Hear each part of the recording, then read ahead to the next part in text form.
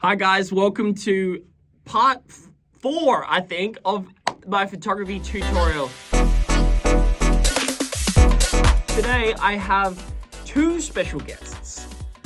Number 1 and number 2. Hello. This is Bonnie. She is from Wangara in Australia. And she is by far the best ever at flash photography. Bonnie, take it away. Tell everyone how you do it. Oh my days. No, what we're gonna do is actually go through a bunch of photos. We've downloaded like 100 examples. What we can do is just give the people a bit of an instruction because there is such an art to what you do, right? I've actually not seen anyone else match the level of what Bonnie does. So, very talented. Round of applause around the world for Bonnie! Bonnie, you're not in the frame. Get in the frame. Yeah, okay, that's we good. love it. Okay. Bonnie's great behind the camera. Yes. She's very rarely in front of the camera. I try my best to take great portraits of people, but you do it better. So what? You're great too, Rob. It's okay. Thank you. You're very kind. That's all right. Okay, the key things that we're looking for in these sort of flash photography is like expression, emotion, action. And I think that's the key thing that you can do is like as we go through these different examples, you you draw people out in the images. Like you can capture their emotion, their expression, like who they are, you know, like the different events that we do. You can capture people praising, capture people's like excitement around youth and love night and the youth camp, for example. So from a practical sort of functionality sort of thing, what are we actually looking here?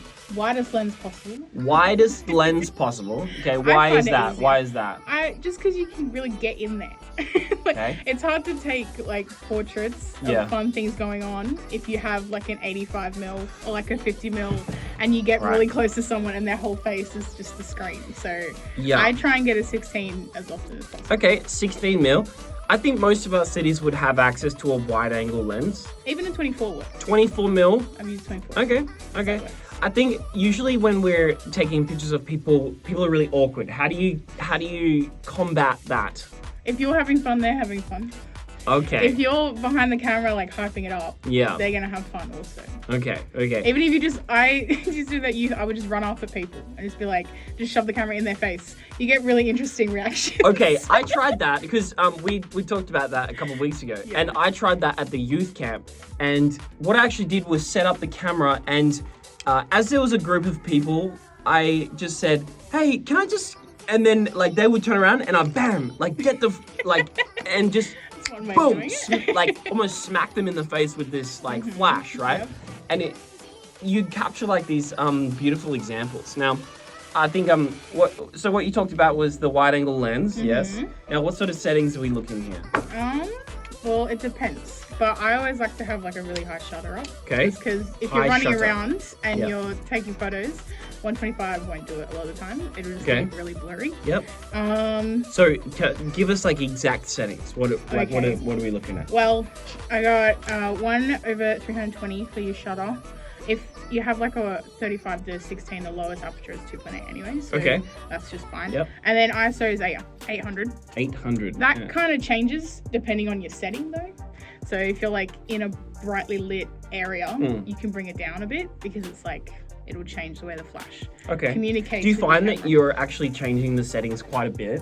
Like, not if you're on stage, for example, compared to like in the foyer.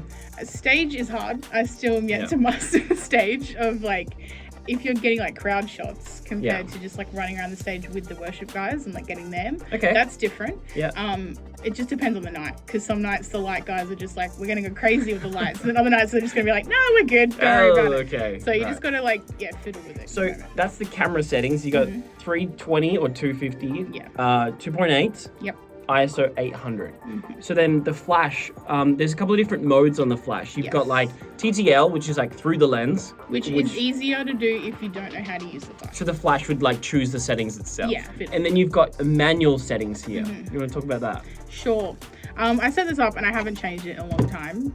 I kind of just like leave it and then change the settings on the camera to make it work. Yeah. Yeah, I just got it on like a zoom 50mm and level 1/128. Okay, you've powered the flash down to 1 128th Yes. of the full power. Yes. So that's quite a small fraction. Yes. You can click the test button. Yes. It's actually it's not too bright. Like that in your face is not gonna be like, whoa, you know? Exactly. Yeah. Because you don't want to overwhelm someone with this intense flash. The other thing you just talked about is zoom. Yes. So inside, now we can show people in here. So click on zoom and then you can actually, can you see that on there?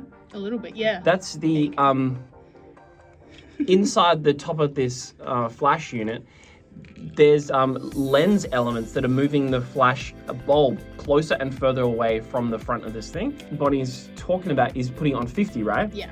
It's shooting probably sort of like this sort of section of the frame. And then the other sections, it's gonna leave black. So the focus of that light is gonna hit the middle of the frame, right? That actually creates this vignette look around. So the focus is boom, right in the middle, and then everything else kind of like disappears into the background. Yeah. Now let's go through all the examples now. Beautiful photo from youth. You got like a great expression. You got great action as well. This is one of the worship leaders. And you're just in the front row? Yeah. Great. So that's the thing about the 16. It's like you can get really close to the stage and you get some really cool angles because of how close you can get. Brilliant. Now, this is one of my favorite things you've been doing. This is like a fake selfie. Yeah. Fake selfie. How would you do this? How would you tell people about this? So, it's simple. It's basically just like all the same settings you have. Depending how big your group is, you want to change your ISO. And you can change it later on in Lightroom as well. You can like lighten up certain faces. So if someone's like way in the back, you can fix it. But I always have the camera on like this way. And then I get the person to hold it with their arm this way, so they're not blocking the flash with their hand. Yes, good. Or their arm. Okay. And then take it in portrait. Okay. That's actually, there's a lot of famous photographers who, this is the sort of style that we're trying to replicate here. It was very popular sort of like early 2000s. A lot of magazines and things would have this style, like against like a white wall. And then also it sort of plays into this sort of like party sort of culture. But I think it is great. It just shows off great expressions and, you know, great action and stuff. Yeah. But having this flash, the distance between the camera sensor and the flash is quite close when you're shooting on the side. I find that when you're shooting with the flash on top, it kind of feels unnatural, but it creates this really unique look here when we go through these vertical flashes. I just love the way that the shadow hits underneath the face. It's just very flattering. It's very flattering light. Brilliant. So what's happening behind the scenes here is you're there with the camera, you're holding it vertical. Yep. And you're asking that person to put out their hand, and are they just holding the edge of the lens? I always just tell them to like cup the end, like hold it like that. Okay. Because a lot of the time when I first started doing it, they would hold it like that, or like they wouldn't know how to hold it, they would do that, and it just makes their arm look really random. You just say, hey, just cup the lens like this. And I actually don't think it would be bad if they covered up a little bit of the lens. You can see on this example here. But yeah, that's just brilliant. And this is like, this is from the Unite. So a youth Unite, so this is where all the campuses came together. And then these boys they all jumped on stage right at the end, right? And then they're just having the time of their lives. Having a great time. That is just brilliant. So this one was staged as well. You got the girls to pick up the confetti. This one I made a GIF out of. And I just picked like my favorite frame from it. But yeah, literally you just like high shutter all the way up and then just like get them to chuck something. And you get some really funny expressions. So you've put it on this continuous mode, so... Yeah. Right. Okay. Our camera's really good. They usually last about like 20 or 30 frames depending on... Oh, before it starts refreshing. Before it just like starts slowing down. These sorts of moments are really fun as well. Just like behind the scenes, just like... but the thing is that the flash just... It just, bam! Yeah. Oh man, it just freezes time in such a unique way. Yeah. I love it. What's happening here?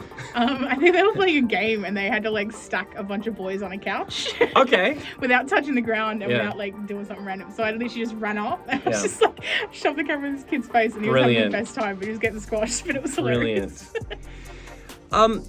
So I wonder how you can explain how the like exposure compensation works.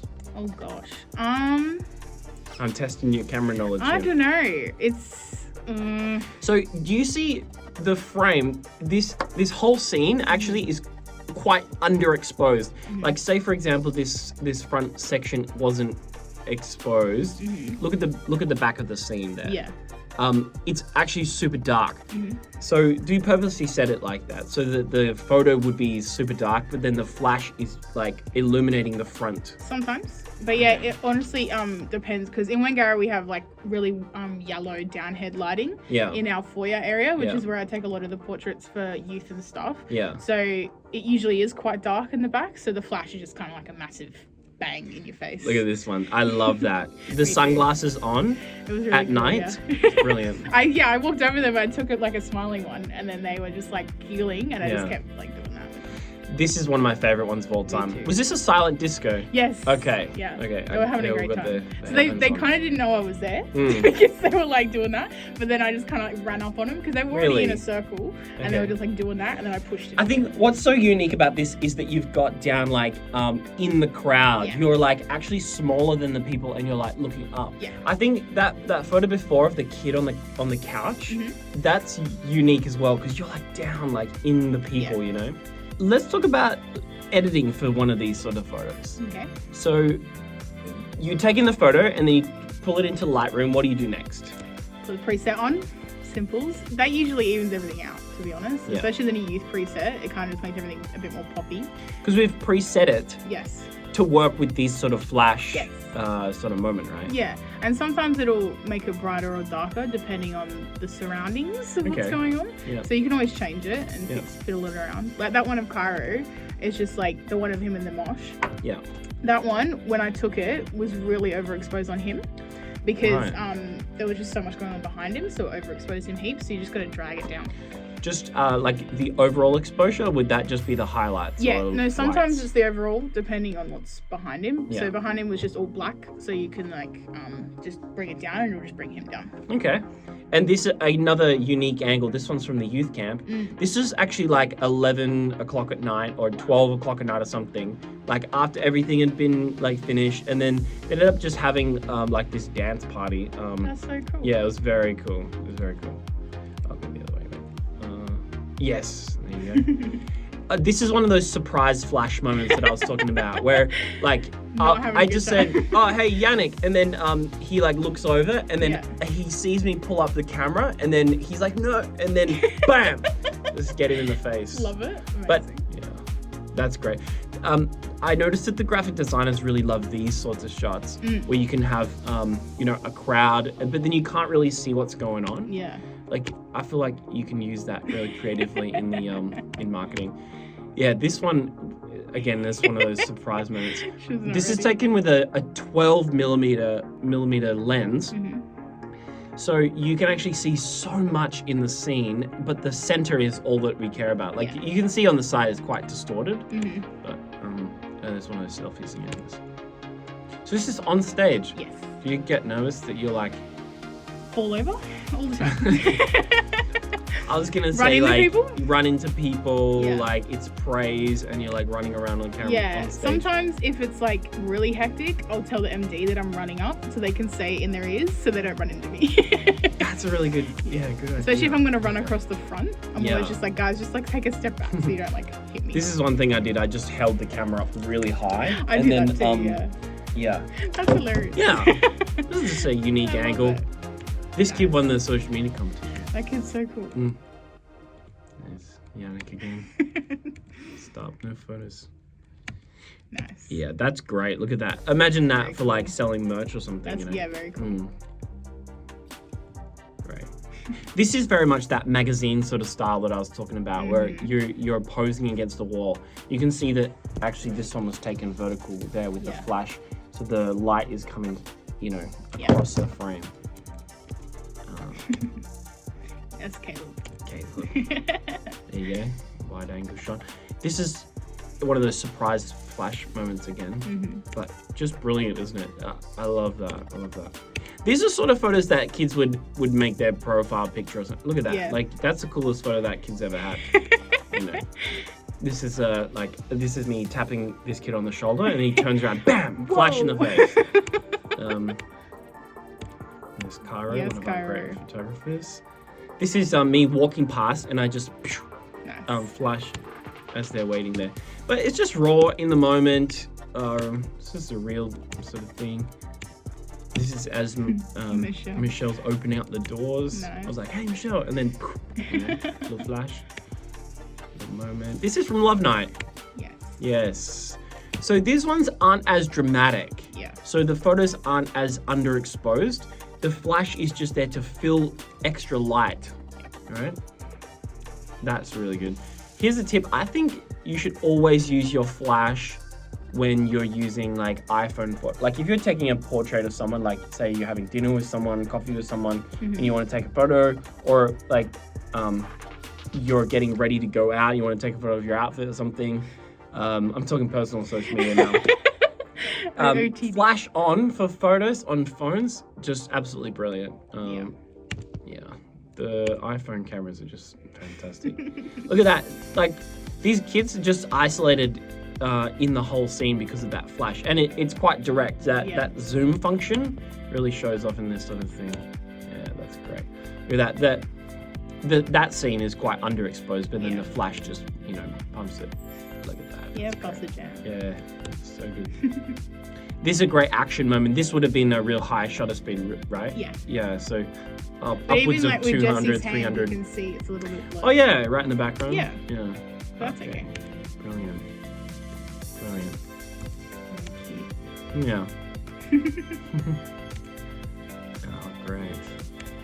Yeah. Or yeah, these are those marketing photos that the team really love to use. You can just use that in like a random promotion. So you got a lot of negative space on the top there, so you can put text or an advert for upcoming event or something. Even though this is out of focus, it still kind of matches the style. Yeah. So yeah, you don't have to be so precious with this, because I think the light does a lot of the work that focus. These look like game day Pretty arrival photos. Yeah. Like the MLBs. Definitely. Look at that kid so winking. Cute. So I love cute. it. Love it. Okay, that's the end. All right. Hopefully, we've been able to inspire some people to use their flashes. If you have any questions, DM Bonnie on Instagram. Oh my days. Yeah. Any other tips or feedback? What do you think? Trial and error. That was how I learned. I just fiddled around until I figured it out. A lot of things you can change later on as well. Like say if you're like slightly underexposed, you can fix it. Slightly overexposed, you can fix it. Yeah, just have fun with it. Brilliant. That was good.